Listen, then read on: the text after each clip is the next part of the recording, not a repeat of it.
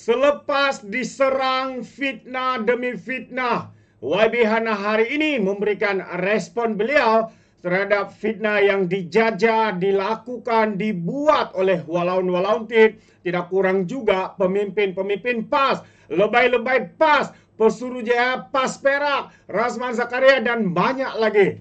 Jadi sahabat semua, hari ini saya ingin membawakan Anda respon daripada YB Hana berkaitan dengan fitnah-fitnah yang sedang dilakukan oleh geng-geng kaki penfitnah Perikatan Nasional, khususnya Parti PAS ini. Jadi sebelum saya teruskan, jangan lupa untuk terus support Alright Dapat Channel dengan cara tekan butang subscribe, like, dan share. Mari kita ikuti berita gempak hari ini. So, ini dia sahabat semua, kata YB Hana. Sebagai ahli politik, segala tindakan saya sentiasa diawasi oleh pihak berkuasa, oleh pihak polis, kata YB Hana. Jadi apakah yang dimaksudkan oleh YB Hana itu? Ini yang menarik ya untuk saya bawakan bersama dengan Anda. Menteri Belia dan Sukan YB Hana Yo kecewa apabila terus menjadi sasaran fitnah berhubung dengan buku tulisannya Becoming Hana Oppositional Journey yang telah diterbitkan pada tahun 2014.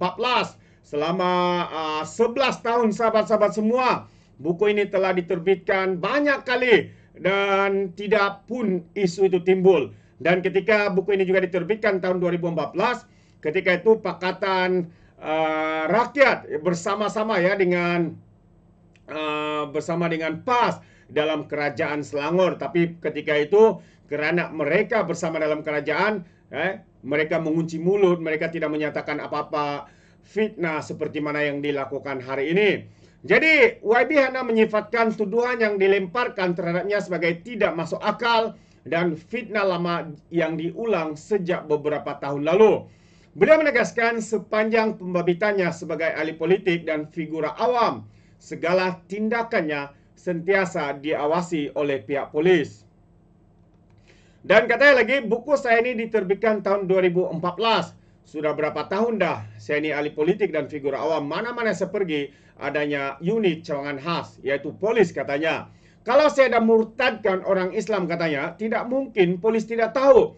Adakah saya boleh berdiri di sini setelah 10 tahun? Ini semua fitnah yang tidak masuk akal, kata YB Hana. Ketika ditemui ya selepas sesi penyerahan projek naik taraf kemudahan sukan wilayah Persekutuan Kuala Lumpur hari ini.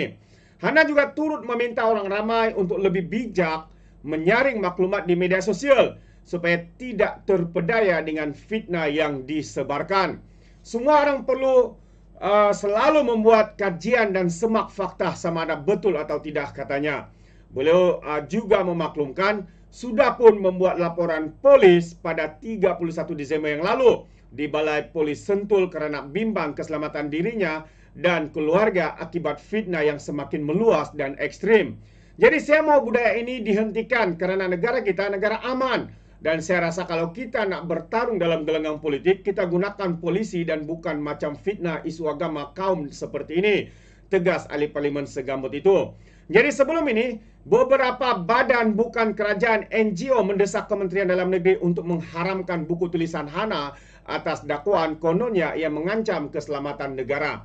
Ketika kerajaan PAS dan bersatu menjadi kerajaan 33 bulan, ya, menteri undang-undangnya daripada Parti PAS tidak pun membuat sebarang keputusan ataupun mengambil tindakan untuk mengharamkan. Kenapa? Karena buku ini ya tentunya tidak menyalahi undang-undang. Begitu juga menteri KDN-nya, yaitu daripada Parti Bersatu, Hamzah Zainuddin, ketua pembangkang hari ini, juga tidak melakukan seperti mana yang dibuat oleh badan-badan NGO ini untuk meminta kononnya mengharamkan buku ini. Kenapa? Ya, Hamzah juga tidak mengharamkan buku ini. Itu persoalannya sahabat semua. Maksudnya buku ini tidak membuat kesalahan. Tidak ada perkara-perkara yang perlu dirisaukan. Karena itu buku ini diteruskan. Karena buku ini telah pun di-print ya untuk yang ke-13 kali kalau saya tidak silap. Nah, dalam masa 11 tahun ini. Jadi sahabat-sahabat semua, kita tahu pihak pembangkang hari ini begitu terdesak sekali untuk memainkan apa sahaja isu supaya ya mereka mahu ya untuk rakyat ini yang mudah diperbodohkan seperti Walan Walauntit ini untuk menerima bulat-bulat fitnah, hasutan yang dibuat oleh pemimpin-pemimpin ini. Jadi berhati-hati ya. Tidak semestinya mereka yang memakai serban dan sebagainya ini yang bergelar ularmak, ustazah ini. Mereka adalah betul. Ya, sudah nyata dan jelas hari ini. Razman Zakaria mengaku terkilaf, mengaku buat salah. Ya, dan kenyataan media mengatakan beliau memohon maaf kepada YB Hana. Ustazah Siti Mastura bergelar ustazah dalam sebuah parti Islam se-Malaysia, digelar sebagai PAS. Juga membuat kesalahan, menfitnah, menyebarkan berita palsu dan sebagainya. Akhirnya kalah saman fitnah.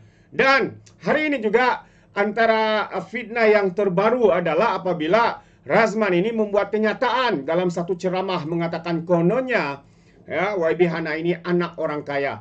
Dia ini kaya. Dia ini anak kepada bos YTL dan sebagainya. Jadi hari ini sekali lagi YB Hana membuka mulut dan memberikan respon beliau. Bukan semua nama Yo itu ada kaitan dengan YTL katanya. Karena YTL ini nama keluarga mereka juga senamnya adalah Yo. Jadi itulah kebodohan dan kebangangan pemimpin-pemimpin PAS ini, sahabat semua. Kira-kira senamnya sama atau tidak, ya, itu bukan menentukan mereka mempunyai hubung kait sebagai anak, sepupu ataupun sebagainya. Jadi mari kita lihat kenyataan daripada Menteri Belia dan Sukan ini. Sekali lagi YB Hana yang membidas Pesuruhjaya PAS Perak Razman Zakaria yang mendakwa beliau mempunyai kaitan dengan keluarga pengasas kumpulan YTL, mendiang Tan Sri Dr. Yeo Tiong Le. Dan PAS perlu tahu bahwa tidak semua nama Yeo mempunyai kaitan dengan YTL, kata ahli parlimen Segabut itu menurut siapan ringkas di laman X. Beliau mengulas dakwaan Razman yang juga ahli Dewan Undangan Negeri Adun Gunung Semanggol di Perak yang mendakwa dia adalah anak orang kaya dan anak perempuan kepada pengasas YTL. YTL diasaskan mendiang Tiong Liwih pada 1955 dan sejak itu beliau meneruskan kejayaan di sektor pembinaan serta memperluas kehadiran kumpulan YTL di sektor lain yang kini menjadi daripada konglomerat terbesar yang tersenarai di Bursa Malaysia. Jadi selain memiliki kepentingan perniagaan daripada pembinaan, kumpulan YTL juga terbabit dalam bidang penjanaan kuasa, perhotelan, pembangunan hartanah dan juga telekomunikasi. Jadi siapan YB Hana itu mendapat reaksi mengikut laman media sosialnya itu yang turut meminta beliau mengambil tindakan saman terhadap pemimpin PAS itu. Walaupun sudah mengaku bodoh, sudah mengaku terkilaf dan sebagainya, ya harus tindakan untuk menyaman ya pemimpin ataupun Pesuruhjaya PAS Perak ini harus dilakukan.